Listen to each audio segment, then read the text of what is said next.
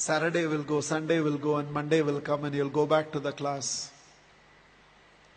And like this teacher by name Mrs. Thompson entered the class for the first time. And she had this habit of starting her class by saying, "Love you all." But she knew she was lying because she could not feel that love for one of the students in the class who was very unkept, untidy. And there was nothing in the child that drew attention from Mrs. Thompson. She was little indifferent to the child. She picked him for every negative example and ignored him for all the positive reasons.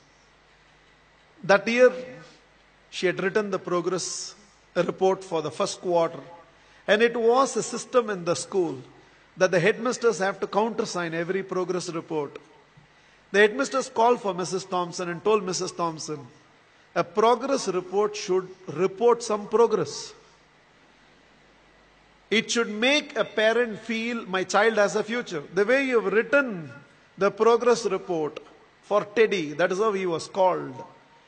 The way you have written the progress report for Teddy, parents will give up on Teddy. Mrs. Thompson immediately said, there's nothing I can do. I have nothing positive to write about the child. Immediately, the headmasters asked the administrative staff of the school to trace the old year progress reports of Teddy and send it across to Mrs. Thompson's class. Mrs. Thompson saw the third standard progress report. And it was written, the final remarks, Teddy is the brightest child in the class.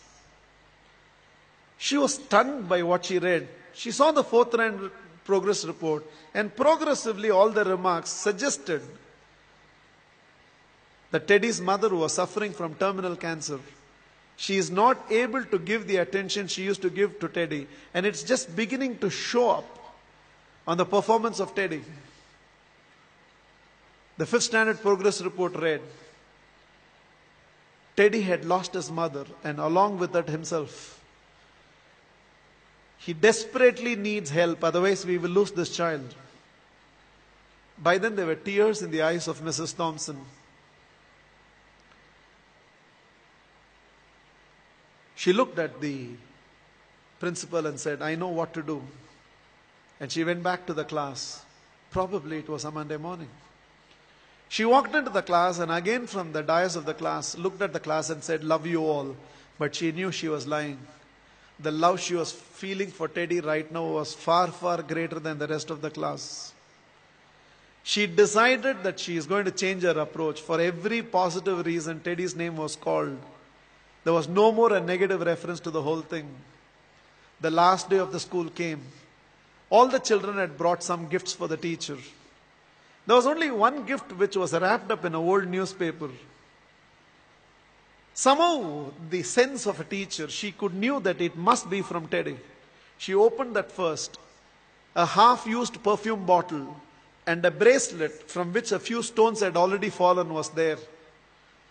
The whole class laughed, knowing it was from Teddy.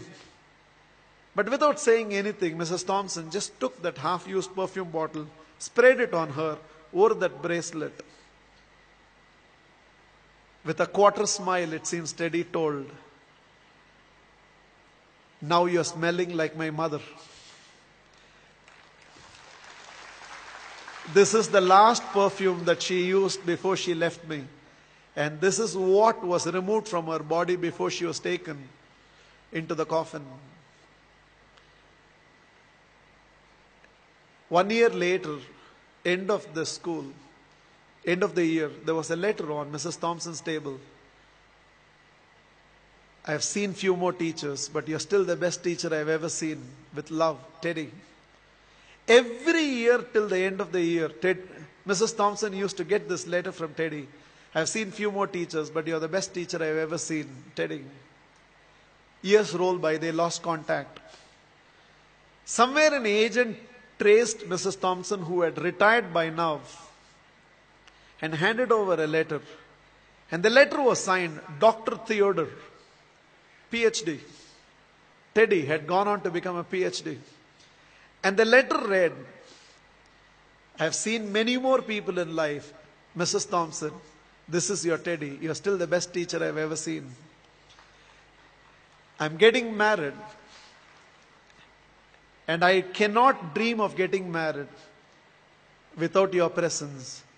Along with that enclosed were to and fro flight tickets. Mrs. Thompson couldn't resist. She no more had the perfume bottle, but she still preserved the bracelet. She wore that and went to the church. She was trying to sit in the last row, but volunteers identified and ushered her right to the front row. And right in the front row, there was a seat with a placard written, Mother. Theodore personally asked Mrs. Thompson to sit in the chair and whispered, "You are the closest to my mother that I have ever experienced. And whatever I am today, it's because of you, ma'am." The wedding happened, and after the wedding, Theodore introduced Mrs. Thompson to his newly wedded wife. Without her, I wouldn't be where I am today. There were tears in Theodore's eyes. It seems Mrs. Thompson told the newly wedded woman, "Without Teddy, I would have never realized a teacher must first be a mother to every student of hers, and only then a teacher."